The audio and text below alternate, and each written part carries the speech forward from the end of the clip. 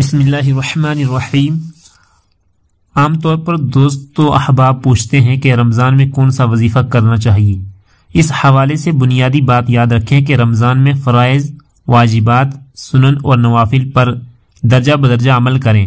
سنن اور نوافل کی وجہ سے فرائض میں سستی نہ کریں اور فرائض و واجبات کی ادائیگی کے بعد سنن و نوافل میں کوتاہی سے کام نہ لیں، کیونکہ اس مبارک مہینے میں سنن و نوافل کا اجر فرائض کے برابر بڑھا دیا جاتا ہے اور فرائض کا اجر 70 گنا زیادہ کر دیا جاتا ہے۔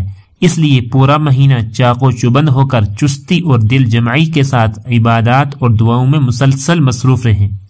حضرت سلمان فارسی رضی اللہ عنہ سے مروی ہے کہ ایک طویل حدیث میں رمضان المبارک میں بطور خاص 4 کام کرنے کی رسول صلی اللہ علیہ وسلم نے ترغیب دی ہے۔